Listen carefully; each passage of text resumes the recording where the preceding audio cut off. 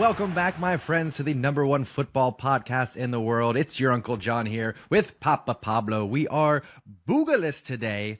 No stand-in, no fill-in. We're just down one king, but we're going to get through it. We're going to keep our heads held high as we discuss what is going on at Barcelona. I thought we were going to be back to winning ways after that Brest match. Turns out, no. Las Palmas had some other ideas. So we're going to be talking about those two matches, and we'll take a look ahead. We've got Mallorca on Tuesday. We've got Betis on Saturday. And then just to clean our palates a little bit, we didn't want to overlook the 125-year anniversary of Barcelona. So I'm going to pull up a few kits, not even my favorite, not even standouts, just some kits that maybe have some memories associated to them. I'm going to pull those up. I'm going to show them to Pablo. I'm going to get his reaction to things, but I want your reaction and your thoughts as well. Make sure that you drop a like, make sure you subscribe, and leave some comments down below. Like I said, I want to hear from you. What are your thoughts on these most recent matches? What does Barcelona have to do to change? What's your reaction to the kits that I'm going to show you at the end of today's episode? All that coming up in today's episode of MES podcast. Pablo, how are we feeling, sir? Well, I think everyone's a little bit deflated as a Barca fan right now, honestly, because it's gone from a very big lead in La Liga, sort of almost the signals were going around that, we know Real won't win the league again this year. Barca have put them to one side. They'll deal with the league comfortably, beating Bayern in the Champions League. Everything's going quite well. All of a sudden, Real Madrid have just beaten Getafe. I think they're 1 point behind us now. When they win their game in hand, they'll be 2 points above us. I mean, crazy situation to think about a few weeks ago. So obviously, disappointing. Very disappointing. The game against Las Palmas, very disappointing. And it's more than a wake-up call what's happened in recent weeks. It really is, and I think it's a good chance to surface some, in-depth analysis, because everyone's going to be thinking, everyone's going to have different opinions about what's gone wrong. So yeah, it was a good time to get together because there's topics to discuss for sure. Topics to discuss indeed. We had Leah on, of course, last week talking about how after that draw against Celta, trying not to overreact. Yeah. We've been through darker times. That's why I'm wearing this kit right now. This side with the Europa League patch on it. I love it, man. I wanted to remind myself and all the listeners, these are not the darkest times. We've been through some very dark times. I don't know what's going on. I really don't. To go from such a high in October of beating Bayern, of beating Real Madrid, thinking we've gotten rid of, that chip on our shoulder. We've gotten the monkey off our back. We're ready to move forward as this new HANSI flicks Barcelona. And then we have these stumbles that just, I'm struggling to make sense of it. I don't know if it's a case where we're actually going to perform better against bigger clubs because it's a more open match, and we're going to struggle to break down these lesser teams. That's what it seems to be breaking down to. What are your thoughts on that? Yeah, I think that's probably the first point to make is, the teams we've dropped points against. Real Sociedad is a bit different because they are a very good footballing team. I think that was just one of those overall off days. But Celta Vigo, certainly the game against Las Palmas. For me, I don't like to use this word, but I think it has crept in, and that's complacency a little bit for me, John. I think you're right about saying the big games against Real Madrid and Bayern Munich, everyone was up for it. And I wonder whether the team now has that on their back and they're like, we know we're the best team in Spain this season. We know we're one of the best teams in Europe this season. And we're playing Las Palmas at home. We're going to win somehow. We've got great players. It'll come. And if you go into any game in La Liga like that, it won't just come. It doesn't just... the goal won't just arrive, and these are very good footballing teams. Was it Las Palmas? I think it was maybe their first, even their second goal. The way they built the ball out from the back, for both of them, is a great indicator of La Liga football, actually, that's different to any league in the world, and that's that teams in 16th, 17th are very good on the ball, and they carved us open for a few of those goals, there, and I just see a little bit of complacency right now, John. I just don't see the, so is what would you call it, heavy metal, hardcore, fast-paced football that we saw a few weeks back. There have been suggestions that maybe, I think I saw a tweet that got a lot of saying everyone should have expected this. This is what happens when teams come out at 100 miles per hour. You can never sustain it over a season. I get that. This could be true to some point, but I still saw enough of what I like from Barca against Brest on Wednesday, on Tuesday night. That wasn't incredible, was it? But that was a good home win. I thought Barca press Brest high. I thought we like suffocated them, created enough chances. Like I said, for me, that wasn't the most incredible performance, but that was a good performance. And like I said, I'm not expecting that sort of, Real Madrid or I don't know who some of our best displays have been against, but or Sevilla, for example. I'm not expecting that every week, but for me, a little bit of complacency has crept in. And maybe there is a bit of fatigue around the team from playing so high and intense every 3 days. I'm not sure. Yeah. That you're kind of reading my thoughts. Complacency and fatigue, I think, are the two. Yeah. I think maybe we were kind of counting our chickens a little bit too early with the Kubarsi and Martinez pairing. Maybe not having consistency at the left back position is causing us some headaches. Yeah. Because I think I'm with you on the complacency. For me, that's why we dropped points against Celta Vigo, and then we come out against Brest, had a great match, like you said. 19 shots, 8 on target. We win 3-0. We don't allow any shots on target against us. We have 76% possession, 89% passing accuracy. Like that's a solid win, right? And currently we're sitting third in Champions League, just behind Inter and Liverpool. Dortmund are right behind us. We have them coming up next. So, to kind of compartmentalize, we're looking good in Champions League. Our toughest matches are behind us. Dortmund could give us some trouble, but our toughest matches are behind us. I think we're sitting pretty there. It's almost like, though, that win made the complacency come right back in. Las Palmas beats us at home for the first time since 1971.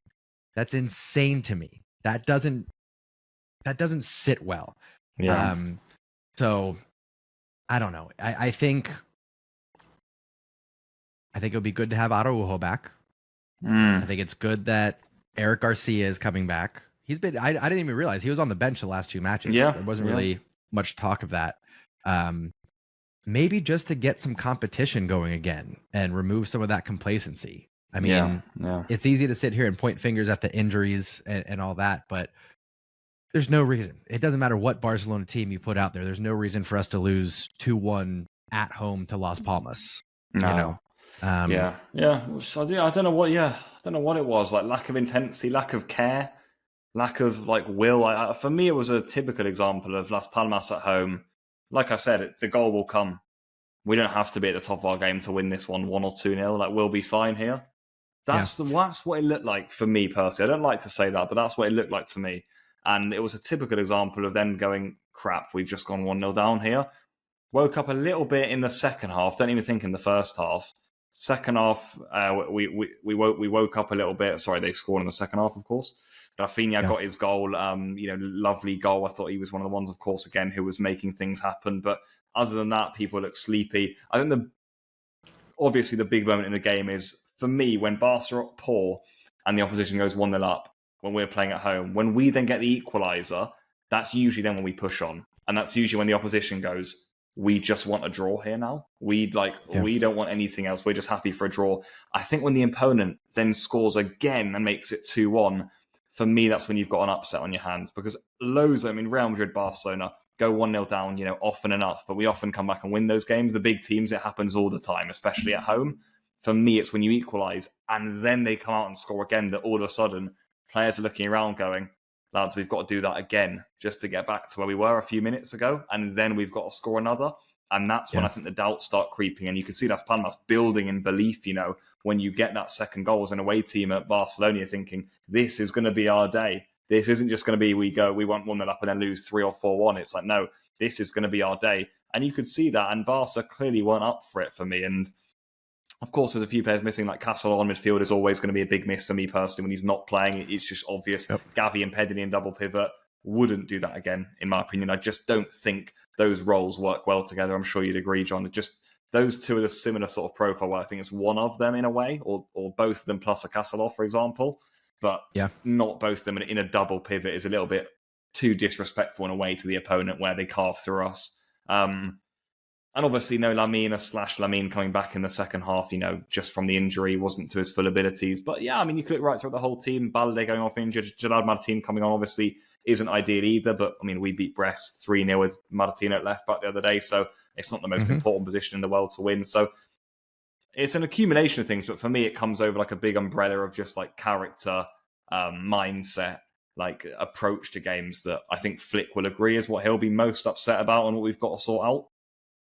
Yeah, I think just a lack of chemistry in the attack. When Lamine isn't on there, listen, I'll say this. Yeah. When Lamine Yamal is on the pitch, he gets double teamed, if not triple teamed. Yeah. So just by having him on the pitch, it opens up these avenues for other players. And I think by not having him, when you have a Fermin, a Pablo Torre, as we saw against Las Palmas, anyone else substituting in for Lamine, whichever side Rafinha's on, it almost doesn't matter because you don't get the same spread of the defense. You don't get the same dilemma that you put them under.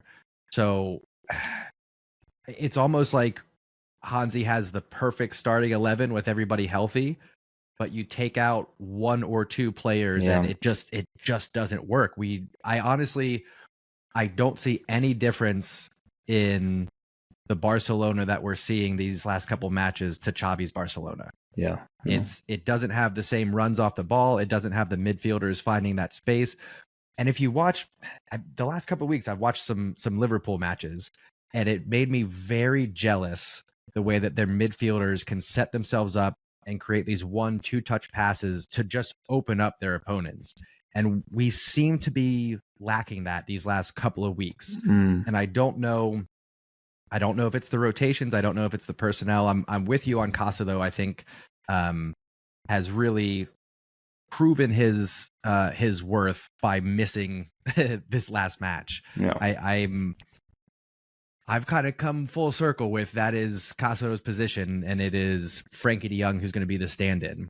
Because when Frankie comes on, I hate to say it, but no difference whatsoever. No. So, and I know you and Leah were okay with Gavi's performance, but maybe I'm being a bit harsh, but I think it's going to be a little bit of time before he really gets his match fitness back. He's just not involved enough for me. He's not creating chances. His energy and his commitment will always be there, but he's not making a difference in the attack. And there's times, I'll say this, there's times when I wish Lewandowski would just remove himself from the build-up in the attack. Just go wait in the box, big guy. Like the times when he gets the ball at his feet and he wants to turn and try to create, so just stop. Just stop. Give it up. Find space. Get in the box. Because it's we can't have 27 shots and 8 on target. That's not okay for me. I think Fermin was in. Rafinha was in. Granted, he did get one. Ferran Torres returned and did nothing. I just I know Buga's not here to stand up for him. Exactly. I don't know where it goes. It'll be interesting to see now that Lamine is back, if having him out there for the full 90 minutes is the difference. And maybe we just need to accept that if we don't have our regular starting 11, or at least the front 3 in the attack, kind of taking a step backwards. Yeah, I know. I completely agree, though, with that point you made. That's a big problem, though. If we want to win a title, that's a big problem. It really is. And the funny thing is that this sort of Gala 11 actually only came about from injuries. Because at the beginning of the season, the new Gala 11 wouldn't have been the old Gala 11, if you get what I mean. Because like players like De Jong, even Bernal, who Flick wanted in a Pablo Gavi, for example, certainly at defence, Christensen and Araujo, all of these players, of course, Ter Stegen now too. There's a lot of players who are missing who would have been in that everyone's fit, who do you play in a final 11 that we would have built in August. But the new one, which I think we all know and we all have in our minds right now, I think that's a big problem. If Castelló comes out and Gavi or De Jong can't come in and replace him, then we're in big trouble. If that's the case, especially against Las Palmas at home, with all due respect to them, it's a big problem. If Lamine Yamal comes out and either Ferran Torres or Pablo Torre or Fermin can't come on, which I just say also remains a big problem. This taking Lamine out and not putting a natural winger in, it keeps happening. It keeps happening. And maybe I think that maybe you mentioned the point, John, about do we sign a winger in the summer? And I said it's tricky because you don't want to step on Lamine or Rafinha's shoes. But if we don't have a capable winger and not a number 10 winger to come in for Lamine Yamal, then that is a problem, because shoehorning Pablo Torre or Fermin just disjoints us a little bit. It really does. And another point I wanted to make, John, is Dani Olmo. Like, what's the deal with him? Because Is he is what my point is? Why was he on the bench then if he's not ready to play? Sure.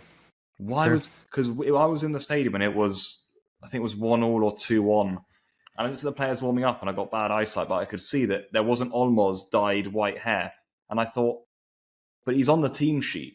With 2-1 down La Liga game, we've got Dani Olmo on the bench. He's not warming up out of 5 players. Eric Garcia was down there. All sorts of weird players who would never come on in the game that you're losing. And I'm like, yeah.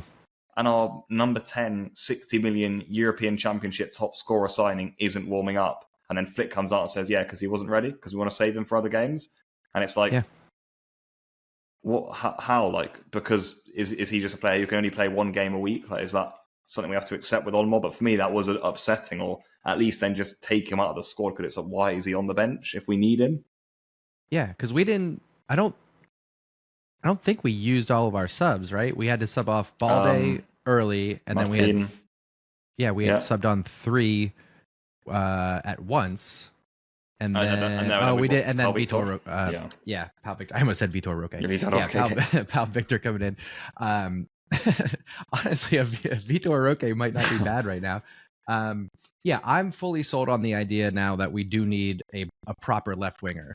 And I don't think it'll actually come at the sacrifice of Rafinha's playing time. I think it'll help rotate that front 3, because Rafinha can play left, he can play on the right, he can play as a number 10, an attacking midfielder, and he can produce from any of those positions as long as he's not asked to be the guy. Right? Yeah. It can't be the Rafinha show. Yeah. It really is that you got to have a Lamine Yamal out there. You got to have a Dani Olmo taking over. You got to have somebody who is the distraction for Rafinha to open things up. That's how I think you get the best Rafinha. So it's not a knock against Rafinha. It's really just, it's actually going to be, I think, in his benefit if we get a proper winger who can create, who can take players on one-on-one, because I'm looking at the list, healthy or not, Ferran, Ansu, Dani Olmo on the left wing, I don't like, or any other midfielder, Fermin, Pablo Torre, Gavi. And I don't think has Gavi played on the wing this year? I don't think he has. No, not this year. No. So I'd be curious if we see HANSI experiment there, because he's running out of options. I'm surprised that we have not seen Pal Victor out on the left wing. Yeah, that's a great point. He's only using him really for a cameo at the end when Lewandowski is, legless and we're still looking for a goal. So I'm kind of curious why we're not seeing that. But yeah, that's a great point. HANSI's trying stuff. Like I said, Pablo Torre, Fermin, Dani Olmo, Rafinha on the left, Rafinha on the right. He's trying stuff. So it's not for a lack of trying, but the chemistry is just not there when you don't have Lamine, Lewandowski, and Rafinha. I'd be curious, and maybe we'll see that this week. I'd be curious if we have that front 3, if we're able to see the exciting open Barcelona that we've been seeing, despite some changes in the midfield. You know what I mean? Yeah. Like right now, there's 2 variables. We've got changes in the 3. We've got a tired defense. We've got changes in the midfield. We got changes up top.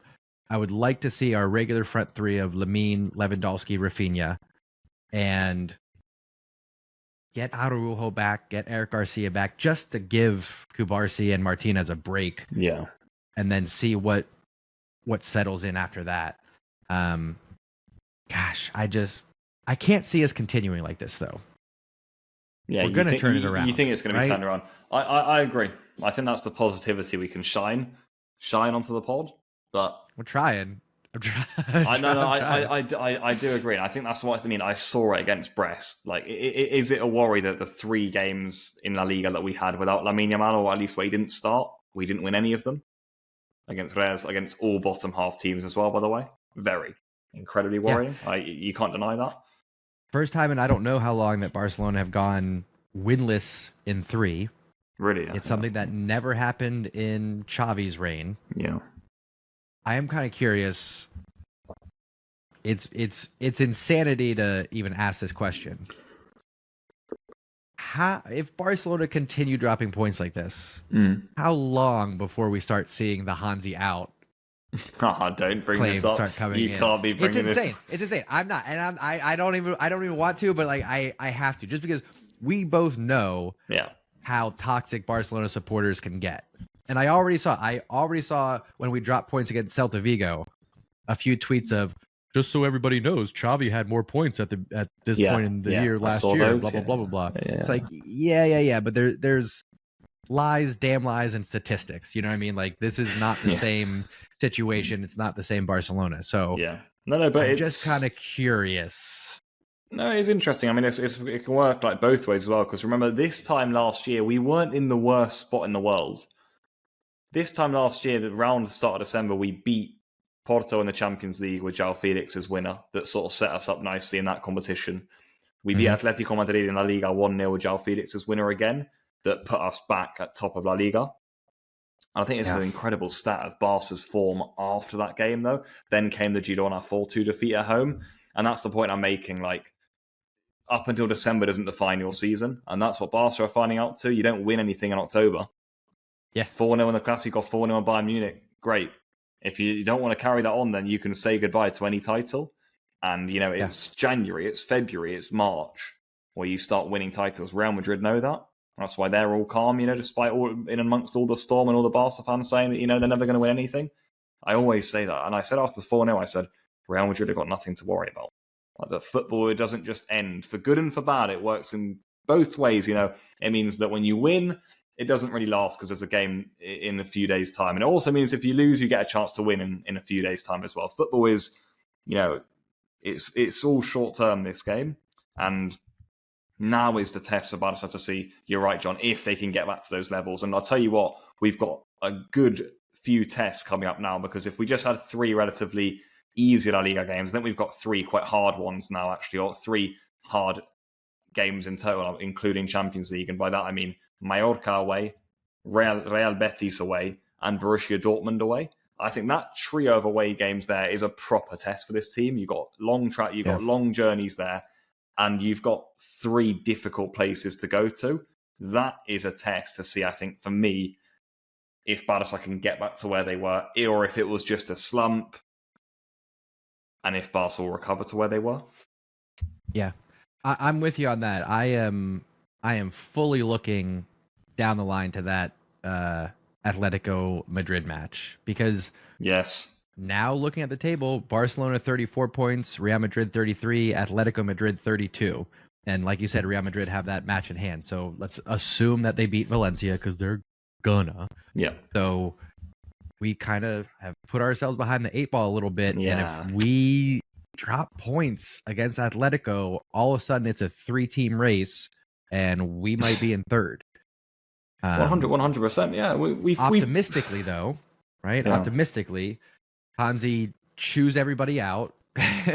We get some players back from injury. We get some people fit. Wins against Mallorca, Betis, Dortmund, Leganés. We go in against Atletico feeling good, feeling strong. Yeah. And we end the year, I hate to say it, at this point, we're not going to be top of the table, because I think Real Madrid will win out their matches. Yeah. Actually, who do they have coming up? Let me look at their... Let's have a look at Real Madrid's fixtures. Let's look at their fixtures. They've got Athletic Club up next. Okay, that could be a danger match for them. Girona, they play Champions League against Atalanta, and then they've got Rayo Vallecano and Sevilla before the end of the year. Yeah, I mean, Rayo and Sevilla, you actually think they'd win these days. I'll tell you what, though, John, they have, similarly to us, they've got 3 quite tricky away games there. In Athletic Club, Girona, and Atalanta. That's not the easiest week of away games. A little bit similarly to Barca. What I will say is they always seem to win at San Mamés, Real Madrid, for some silly reason, despite the fact that it's a really hard place to go and we always struggle. Girona away, I mean, you never know what they'll turn up. But I mean, you see what I mean? If we could get last year's Girona to pop up for just one match, that would be fantastic. Out of all the teams, that we're playing next, though, Mallorca are 5th in the league right now, John. I didn't even realize that. Neither did I. Neither having a good season. I've just had a little glance over. Athletic Club are currently losing at time of recording to Rayo, interestingly enough. But we've got Mallorca 5th, Athletic Club 6th, and Girona 7th. that gives you a good example of, the difficulty of some of the games coming up. Real Betis in 9th.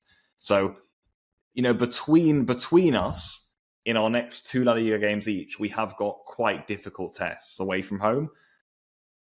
Let's see how both these two teams do. I can imagine Real Madrid are in the mood where they'll get 2 wins out of 2, but they've certainly shown that they're not, in their best way this season either. That's the only hope I'd put out there in a way.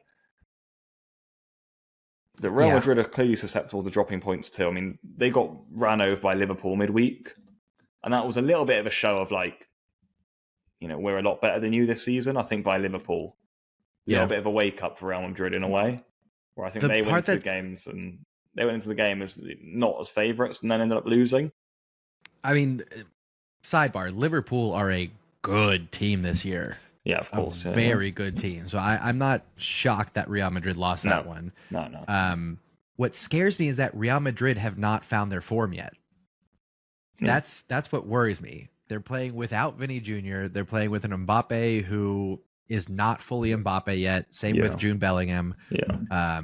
They're down a few players throughout their starting 11, and they're still in a position to go first in La Liga. That's what worries me, is that we've seen peak Barcelona. We have not seen peak Real Madrid. 100%. At this point, we're really counting on them just not ever fully getting it into gear, because 2025 is right around the corner. 100%, we'll John. In the back half of the season, Yeah, 100%. And that's what I said about champions appear in March. You don't win titles in October, that's what I'm saying. Barca need to make sure that they get over this blip and appear again in March. I'm confident enough we will. I want to say that, but that's my point about Real Madrid, is that the season isn't done yet, and Real Madrid know better than anyone else that they can just calmly go about their business. Everyone's laughing about them in the Champions League. They've lost a lot of games. I mean, they'll get through completely fine. The top 24 get through, I think. I'm not saying a word about Real Madrid in Champions League. Not a word. Because all they have to do is be in the top 24 teams. And they are one of the favorites to make it into the final. It's a weird format this time around. And it is a mistake. It is unwise to say anything about Real Madrid's position in Champions League as long as they make it into the knockout rounds. I completely agree, Johnny. It's almost like if you come first in the league phase or 24th, you've got a similar chance of winning the competition. You know what I mean? It doesn't actually make a difference. You want the top 8 to get a bye, obviously, but it's one extra match, right? Or is it home and away? That's a good point. Yeah, you mean the qualification round that you've got to get through? Yeah. You get the qualification, but I forget if it's a one-off or if it's a home and away. But either way, it's one, maybe 2 extra matches that I don't think are going to have a huge effect. What was I going to say about that? It's oh, that's right. Yeah, if you look at the Champions League table, there are more teams above Real Madrid that I think are going to drop points than there are teams below Real Madrid that will be gaining points, if that makes sense. So Real Madrid right now are sitting in 24th. They're the last slot to make it into the knockout rounds. But above them, you have Dynamo Zagreb, you have Club Brugge, Feyenoord, Celtic, PSV. Shout out to my American brethren carrying that team right now. You have Brest sitting at 11th. You have these teams out there that in the back half of this tournament, I don't think are going to maintain form. They're going to drop points. 100%. Below them, the only team that I see that might perform well, you got PSG sitting in 25th, which does put a smile on my face. Again, though, I think PSG will get through, in my opinion, though. They probably will, but I want them not to. They're in a lot more trouble than Real Madrid, by the way. A lot more. But let's see. It could be a tight one, PSG, but I still think, and it's 24, John. It's a lot of teams to get through. I know. It'll be very interesting. I wanna do a proper preview of that maybe before we get into the 2025 matches. So then we'll save that for when we have baby Bugo with us. But anyway, I digress. Don't count out Real Madrid. No. Let's say before we move on to a little preview, maybe we'll talk about a starting 11 for this Mallorca match. Yeah. There were 2 potential penalty shouts in the match against Las Palmas. One, Kubarsi getting stepped on, and one, Pau Victor getting his jersey pulled from that. I believe it was Lamine Yamal who crossed the ball in. Are either one of those penalty shouts for you, or are we maybe being a little bit too, I don't know what the right word is, a little too optimistic, a little bit too soft maybe in asking for those?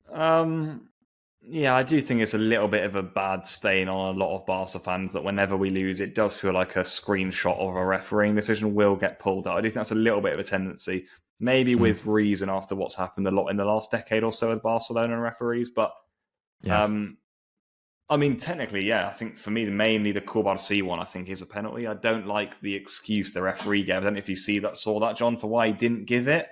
I thought that was really poor and quite worrying as a first division referee. What was his reasoning? I don't think I caught it. Because the players went up to him and said that he's stamped on him, he's caught his foot. And he said, yeah, but he didn't see him coming. And it's like, that's also part of the foul. Like, defenders make loads of clumsy challenges because they don't see the attacker coming. They try and clear the ball and they didn't see the guy coming behind, so they kick the foot instead. Imagine using that as an excuse. That was a penalty, you kicked me. Yeah, but he didn't see you were coming, mate. How could he have known? Like, you can't give that as an excuse. I think Complacency said, sorry, what? Like, I have a clear memory of Clement Langley being called for a penalty for that exact reason. Yeah, he went to clear the ball, didn't see the attacker coming in from his blind side, steps right on his foot. Exactly. Penalty. Clumsy. You can't then, as a referee, say, no, it's not a penalty. Langley didn't see you coming, mate. Yeah. Do you know what I mean? That's his error. Yeah, it's one thing if legs get entangled as you're running. It's a crowded box. I get that. But it was a clear, unintentional step on the Achilles of Kubarsi. He showed the referee his bloody sock afterwards. Like, that's a hard one for me. I will say I was more upset at not getting the Pau Victor one. Yeah, why are you? Yeah. Because it's a clear jersey pull. Yeah. When he's going to get on the end of a cross.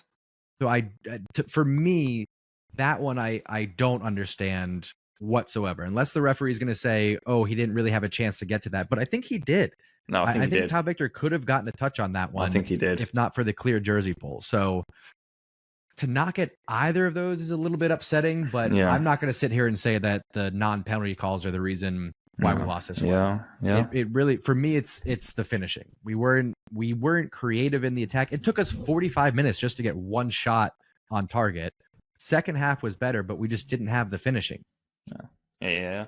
No, they weren't penalty calls that I leave feeling that we were robbed. They're a little bit frustrating. I agree that by letter of the law, they probably are penalties. I agree. I think the Pau Victor one was really risky and silly from the player. But you do see that so often where the referee just doesn't want to make a call in case he feels that it was too minimal contact, in case it was too cheap. But sometimes you've got to be brave enough if a player's pulling him back and it's a penalty. The Pau Complacency one, I hear you why you're more frustrated with the Pau Victor one, because against Complacency it's less intentional in a way and it's more of a coming together in a way with the step on in a crowded penalty area. But yeah, those are frustrating, but I agree. I mean, I don't leave the ground being like we were robbed by the referee today, even though I do think Las Palmas wasted a lot of time and went down on several occasions, and that's fine, but then it is the referee's job to add on enough time, and I think they added on 8, which I know is a lot, but boy, do we lose a lot of time in that second half. I mean, and through injury time as well. And I think that is a problem because it encourages teams to do that more.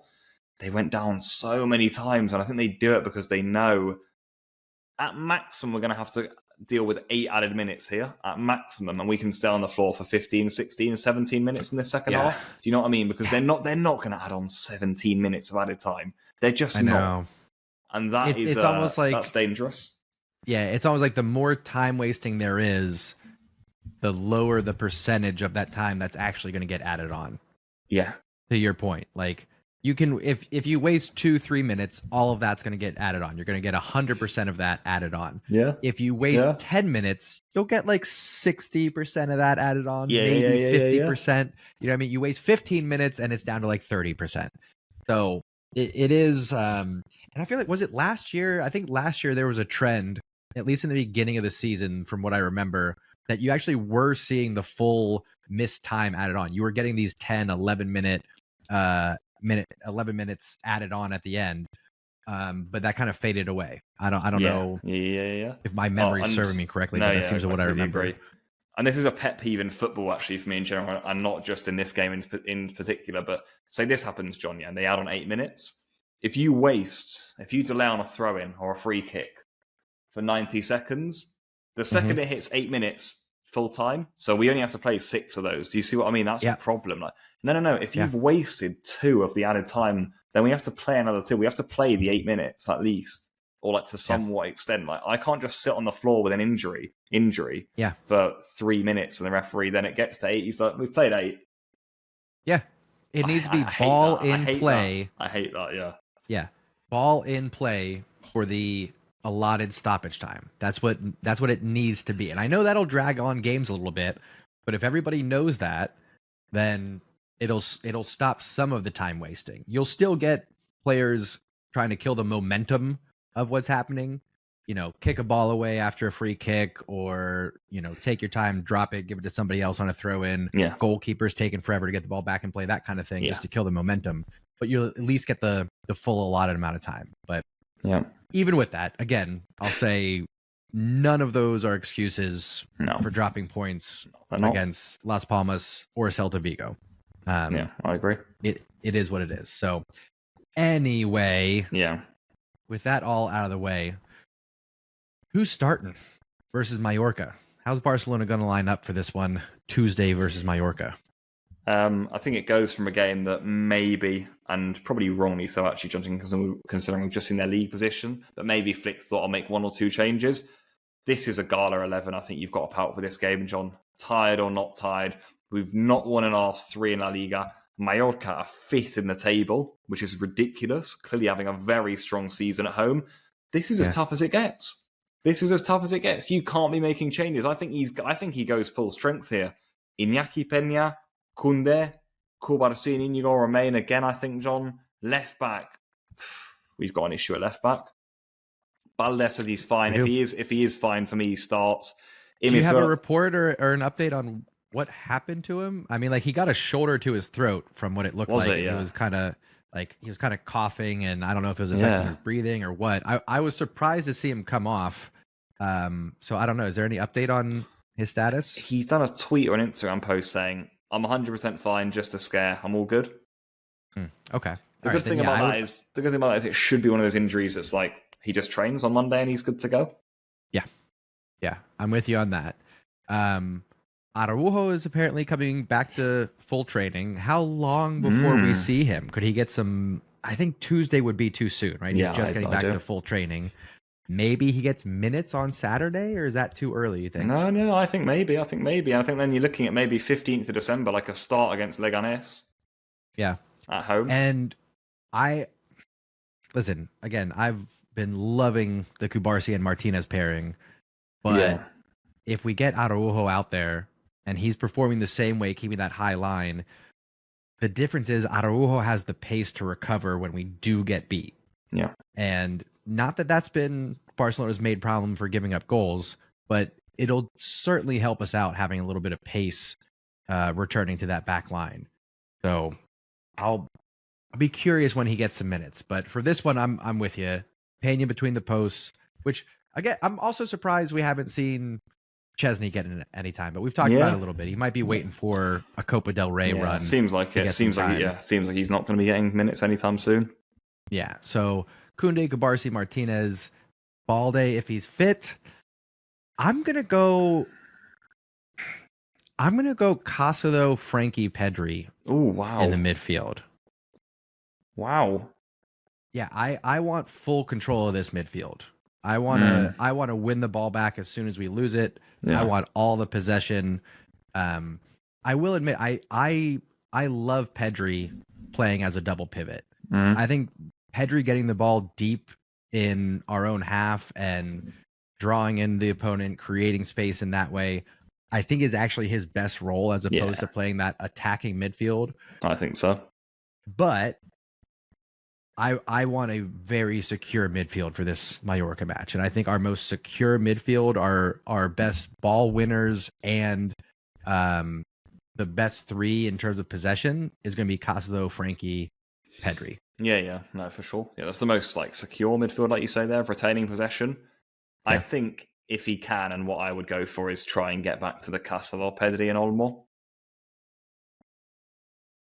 I would try because I want Olmo in the team, and I also want the two wingers back in. That's why I say that I need then the Olmo in midfield, and I have to take out a Frankie, who seems out of favour as well. The flick, he clearly isn't at 100% right now, Frankie. So let's see what happens with him. But I hear what you're saying about getting possession, and we don't want to make it a frantic game and get Mallorca up with the fans and the crowd on top of us, and then all of a sudden we're in trouble. I hear that.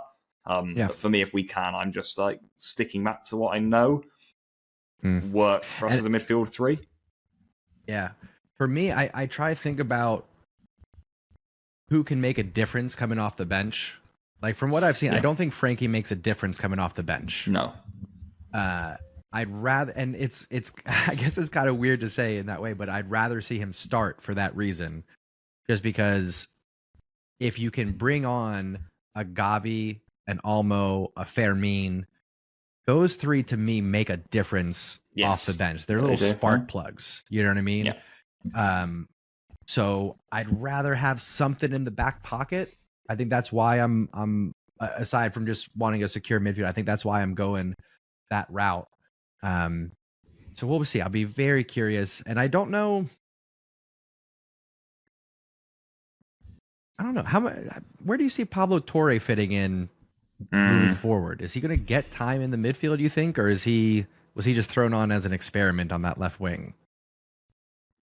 He'll get time like he's getting now, I think, John, for the remainder of the season, honestly, plus the cups.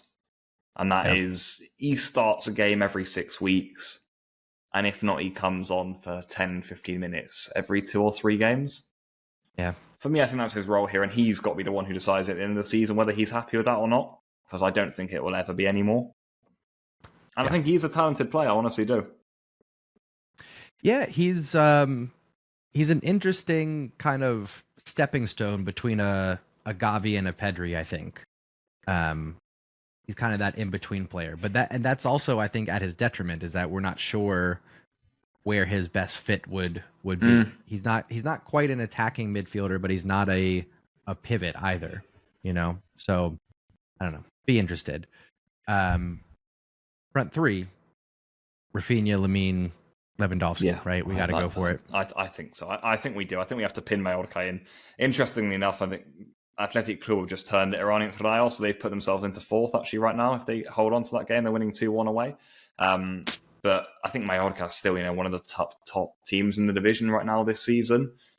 Yeah. It has to be that front three. We haven't seen it in a few weeks now. We need to get back to terrorizing teams and making them be like, yeah, we don't want to throw too many players forward because we know with these guys on the break, they're going to kill us, or we know the danger they create. For me, it has to be those three. And I think I think I know it will be those three. Yeah. It will actually, because it will. There's no way Flick won't do that. Yeah. What would be ideal is we're up 3-0 in the 65th, 70th minute, and we take off Lamine. We take off, I'm going to say Rafinha, but I think he doesn't have an end to his gas tank, so let him keep going. But I would take off a Lamine. I would take off a Pedri. I would take off, even if we can bring in Garcia for a few minutes and give Cubarsí or Martinez a break, just because we got that short turnaround till Saturday. Yeah, I completely agree. All right, predictions then. Let's go predictions for both matches. We got Mallorca Tuesday. We got Betis Saturday.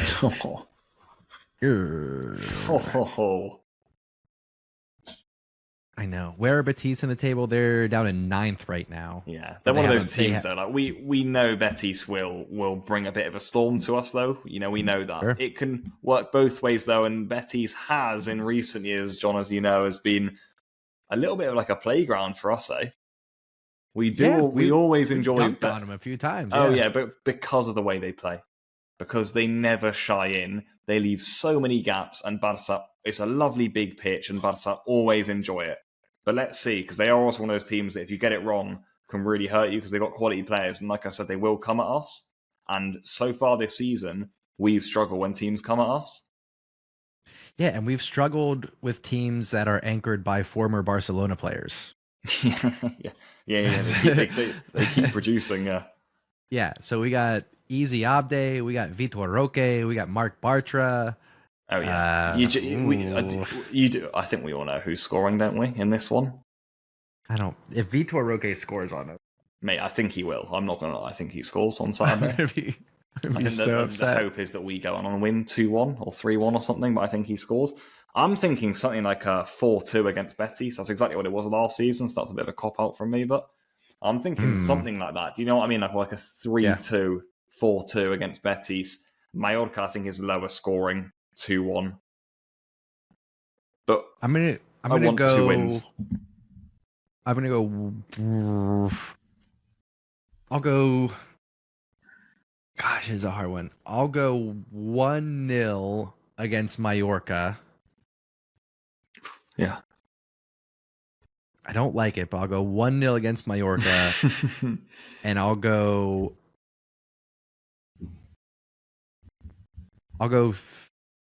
3-1 against Betis. Yeah. I feel comfortable with that. 1-0 against Mallorca, 3-1 against Betis. That'd be amazing. We'll take it. We just gotta get back to winning ways. That'd be a big 6 points, John. Yeah. Gosh, and it's tough because then next Wednesday we have Dortmund away. I know. It does feel, and that's why I think it was important to win the games going into this 3, because I think even a month back we sort of had this period circled as we are going to drop points in this period. So let's get the job done against Celta and Las Palmas to give us a cushion. If we drop points away at Mallorca, 1-0 stupid loss, it's okay. Do you see what I mean? All of a sudden we're going into a game, I feel now, or the 3 games, in fact. Well, mainly the 2 in La Liga, because I think Champions League, I think, will be okay, actually. But in La Liga, mainly, where we now have to win in Mallorca, and we have to follow up with a win at Betis. There's literally nothing else that will do for us, else Real Madrid will start running away with this out of nowhere. There's a lot of pressure on them. Maybe they need that, though. Yeah. Oof. Okay. All right. Well, again, let us know down in the comments. What's your lineup? What's your predictions for these matches coming up? With all that out of the way, Pablo, let's wrap things up here with me showing you a few of these classic Barcelona kids. I did admittedly, I know we have 125 to look back on, but I've got 5 kits. 4 of them at least are within your lifetime. Okay, that's good. Yeah. Because I could be in trouble with a few of them. Yeah, so I'm gonna show these on screen, and they are for your reaction. What players, what memories, if anything, stands out to you? And then again, listeners, let us know as well. What are your memories associated with these kits? What players do you think of? What moments do you think of? Starting with, let's see if I can do this correctly as I share my screen. The 1991-1992 home kit. Is that 91, 92? Yeah. 91-92. I did not know that. What we got? I was adamant that was like in the 70s, that strip, eh? Wow. There were a lot of kits that stuck around for a while, and this style, I think, was kind of reiterated a few different times. Yeah. Wow. Yeah, I did not know that at all. 91, 92. I mean, who am I thinking of?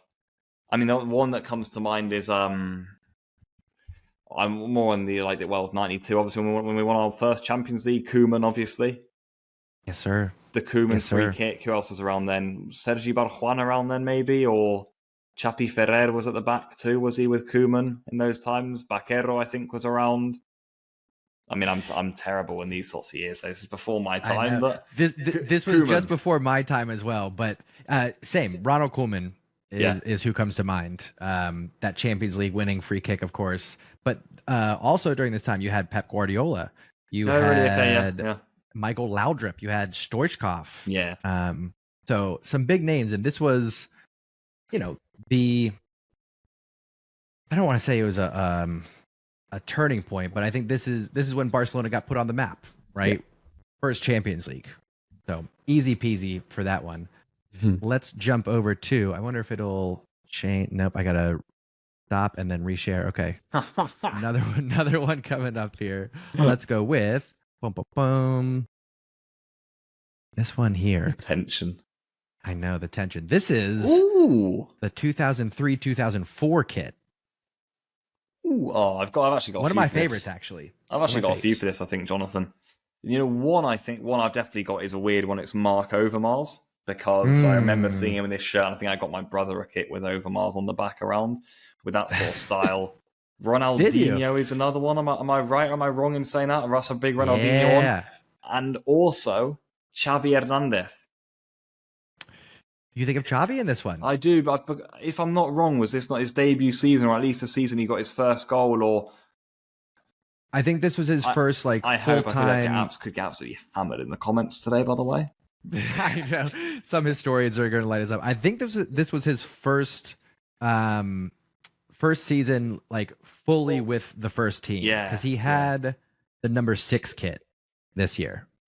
Oh, really? Okay. So he's been there before. Okay. Yeah. And so for me, this really was the actual turning point of the Barcelona that we see today. Yeah. With Ronaldinho joining Joan Laporta as the president in his first era. Puyol comes to mind. Carles Puyol, I think, was a right back wearing this kit. Yeah, for sure. Yeah, a lot of people don't know. Started out as a right back. Love that. Okay, it's a good one. Yeah, sort of different eras. I mean, I'm quite enjoying this. Just seeing who. I'm bouncing around a little bit. This is no, not that one yet. Let's go. This guy here, 2009, 2010. So this is just after a big Champions League year. A little bit of a step back. Some pretty historic matches in this one. There's a few. What comes to mind for you? Number 1, Ibrahimovic. Mm-hmm. Because it was Ibra. I don't know why. Just you know what I mean. That is Ibrahimovic comes to mind. Gerard Piqué comes to mind for the little swivel goal against Inter, the 1-0, like the one that Barca tried to come back in the famous semi-final. Yeah. Bojan, who I'm told in Catalonia, I think it's like Bojan or something. You're meant to pronounce that. Bojan Krkic. Yeah, comes to mind massively too. But the first one was Ibra. Yeah, I think of Ibra for this one. I think of the three-peat in Champions League that could have been, if not for that match against Inter. I remember distinctly watching that match. Yeah. Having all the hope in the world, because this was the year after the miracle at Stamford Bridge. So I was sitting there waiting for that equalizer, waiting for us to beat Inter, and it just never came. Yeah. So kind of bittersweet for this one, unfortunately. I wasn't watching the Inter game live, John. But were you right into it by then? Yeah. Oh yeah, I was. I was fully into it. I had my kit on. I had my 2008-2009 Carles Puyol kit on, which used to be on the wall. It's not on the wall anymore. But I was wearing that kit, watching the game solo. I remember when we scored the goal that was called offside. I was halfway out the door, ready to scream and yell, running around the neighborhood. Yeah. And then I was like, wait a second, was it? And I turned back and saw it was offside. God. What am I right in saying it wasn't actually offside, or? I forget now, actually. Well, I feel like we were robbed in that game, and it's quite a known fact. I may have just blanked that out of my memory to not have to deal with the pain, to be honest. God, that's just funny. You were really following all the games in that year as well, yeah? From 2005 on, I can confidently say I've missed maybe 5 Barcelona matches. Are you actually being fucking serious? Yeah, from 2005 on.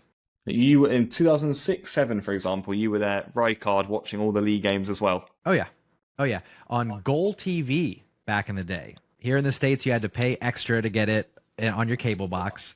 Goal TV, I believe it was channel 198. I was watching them and who was it? Jose Mourinho's Chelsea at the time. Yeah. Because in 2005, I've told this story before, but I got to be ball boy for Chelsea versus Roma. Yeah. And so I had a little affiliation with Chelsea there for a bit. So yeah, I was watching Chelsea and Barcelona. And then it was that tie. Ronaldinho scoring that goal against Chelsea. I was a supporter of both clubs at that time, But that match, Ronaldinho doing what Ronaldinho does, I was just like, oh well, that I there's a clear winner here in terms of who I'm going to support. I have to have to go with Barcelona. Yeah, So yeah, I got a lot of good memories. Wow. God, so you this watched one that. You watched the 3-1 first leg as well, then obviously the loss. Oh yeah. Yeah. Yeah. Such an exciting tie. That was one of the best ties, I think, in Champions League history. Yeah. Wow. Yeah. So, okay, this one's going to be a little bit of a curveball, Okay. much more recent. Yep. The 2021-22 home kit. I don't think this one's on anybody's favorite list, but an interesting time for Barcelona, we'll say. Oh, John, it's endless. Where do you want me to start? Genuinely, how long have you got? Let me just hit off some names: Aubameyang, Adama Traore, Luke De Jong, Yusuf Demir, Serginho Dest, Memphis Depay, Nico Gonzalez. Oh my god, that's a cracker from you. Yeah, God, what an I had to bring this one What in. a weird time.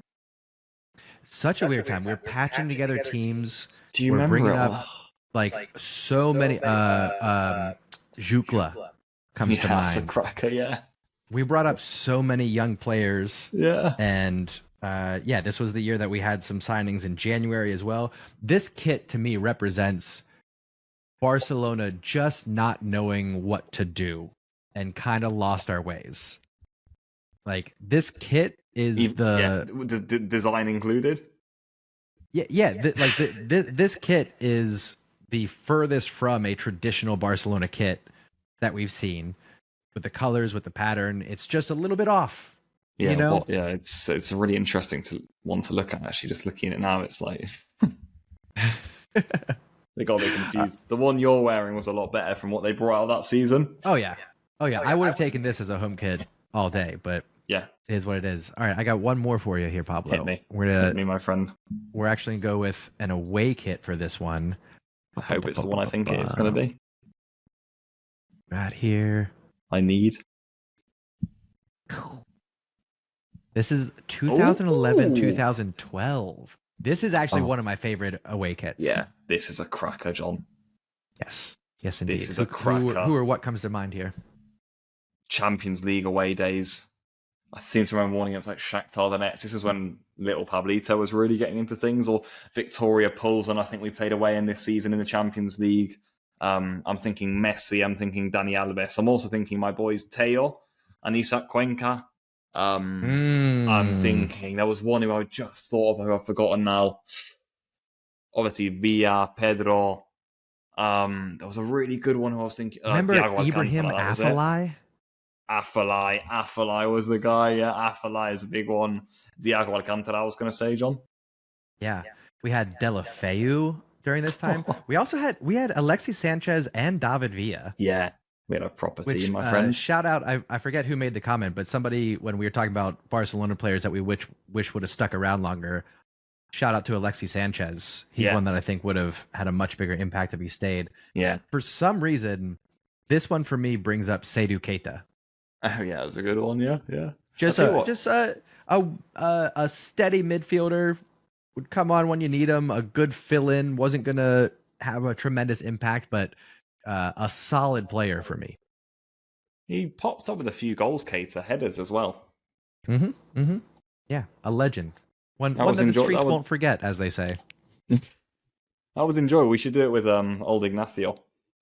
Yeah, I intentionally left some off here because I think we could do this again, just to go down memory lane, as they say. But to ruffle his feathers. That's all I got for you, Pablo. It's enjoyable. Yes. All right. And that's all we got for you for this week. Let us know down in the comments what you thought. What would you like to see on this show that you're not getting, right? If there's something that you want us to get into, something that you want us to cover, please let us know. We'd love to cover it for you. Other than that, drop a like. Make sure you're subscribed so you can see us every week right here on MES Podcast. Thank you so much for listening, and we'll catch you next time, folks. Take care.